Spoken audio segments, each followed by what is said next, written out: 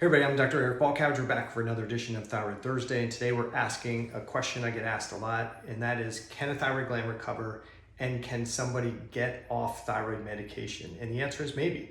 It depends on how bad your thyroid gland has been damaged, and it also depends on whether you actually address the things that cause the thyroiditis or the glandular hypothyroidism to begin with, and if you address the things that impact thyroid conversion and thyroid signaling inside the cells.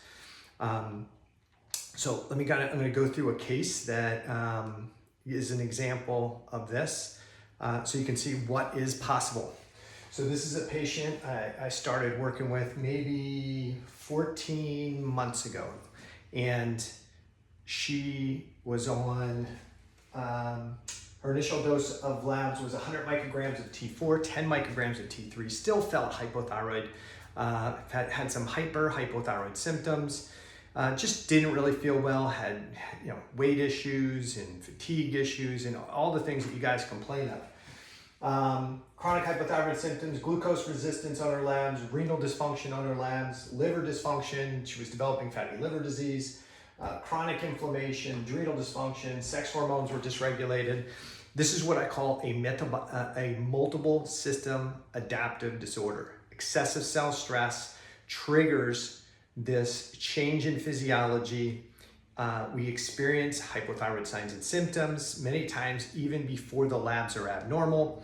And then in time, somebody is prescribed medication and they typically start at a low dose, and they feel a little bit better, and then it tapers, and then they get a stronger dose. And when the T4 just doesn't seem to work well, then clinicians typically start adding in some T3, which is what happened for this person. So about 14 months ago, we met and we decided to start working together. And her initial labs, TSH 0.81, total T4 8.9, total T3 is 101, free T4 1.3, free T3, 2.8. It's a little bit functionally low. Reverse T3 was 16, but the real kicker here is the free T3 to free T4 ratio is 0.26, which is lab low. It's typically 0.31 to 0.34 is kind of the optimal range. And so I look at the thyroid panel. Somebody had manipulated her labs into range. Now keep in mind that she had taken her T3 before the blood draw. So because she took the T3 before the blood draw, T3 is actually looking pretty stable at 101. But she was told she didn't have a thyroid condition that needed to be managed any differently than what was going on, and that a lot of her symptoms were caused by something else. So over the next 14 months, we started working on the things I talk about in my book that I wrote with my friend, Dr. Kelly Halderman, The Thyroid Debacle. And we had to start identifying what were the stressors that were creating her excessive cell stress response and shifting her from homeostatic regulation to allostatic regulation. And as we started working on those things and identifying those things and addressing those things, her need for thyroid medication kept going down. Now, I don't prescribe, I just monitor the labs and provide insight back to her and her prescribing physician to make those changes.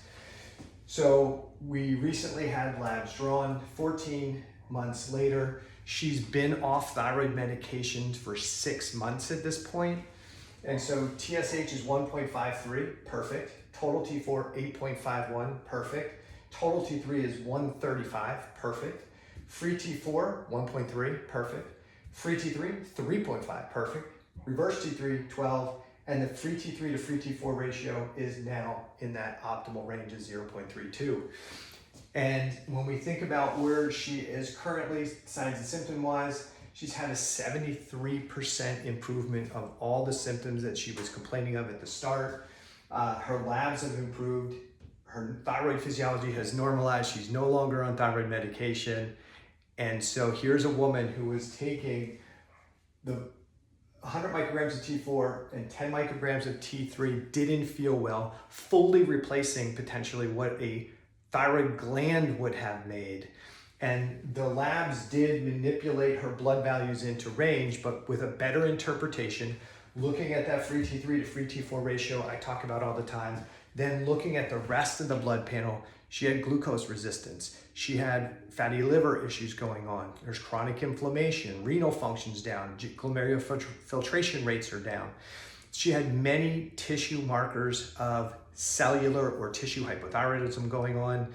And so over time, as we identified, addressed, and reduced those stressors, her physiology was able to shift from this allostatic regulation back to homeostatic regulation. Signs and symptoms improved, tissues improved, and the need for additional thyroid hormone became not necessary.